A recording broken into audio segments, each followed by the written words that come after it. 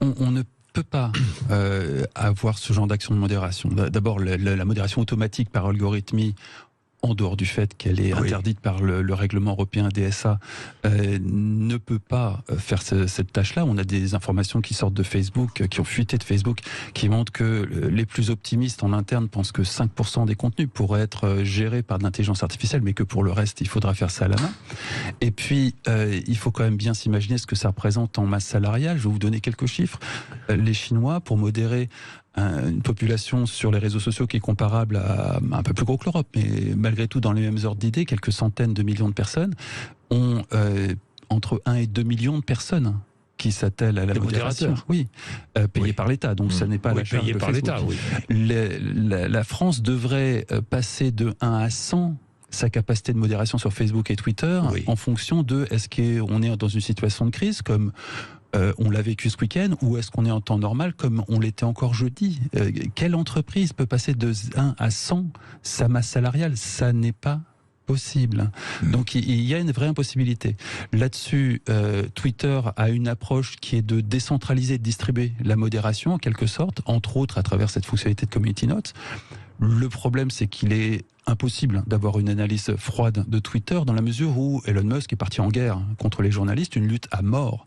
Et que c'est assez compréhensible. Une lutte à mort contre les journalistes, c'est-à-dire selon vous, quel est son objectif? Mais c'est très simple. Montrer quoi? Montrer que les journalistes sont inutiles? Montrer que les journalistes sont partiaux?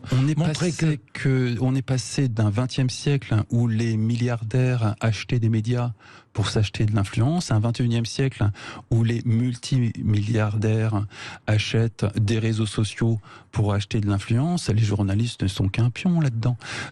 Ils n'ont effectivement plus d'utilité sociale dans ce monde de réseau social. À partir du moment où vous avez une fonctionnalité qui permet, à partir d'un tweet, qui est une information brute, de valider sa véracité et ensuite de la contextualiser et de l'enrichir, ce que fait Community Notes, c'est le métier d'un journaliste.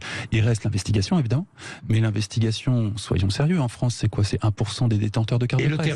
Et le terrain, et le journalisme de terrain. Le terrain, pas forcément. Si vous regardez des expériences comme les observateurs de France 24, qui sont un peu aujourd'hui plus vraiment mis à l'honneur, on peut avoir des alternatives au terrain.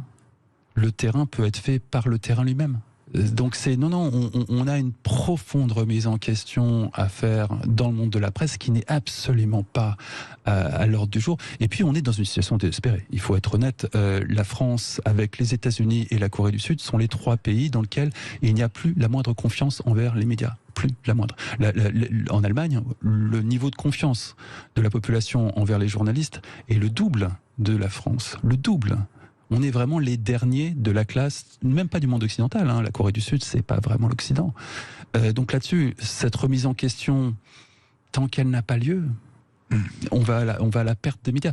Musk le sait très bien, la situation est totalement similaire aux États-Unis. Il en joue, il n'aime pas les journalistes, mais au final, il fait partie d'une écrasante majorité de la population américaine à ne pas aimer les journalistes.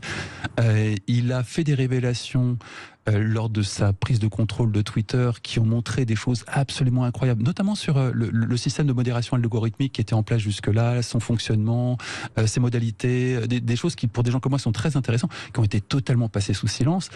À un moment, oui, on est dans une lutte à mort.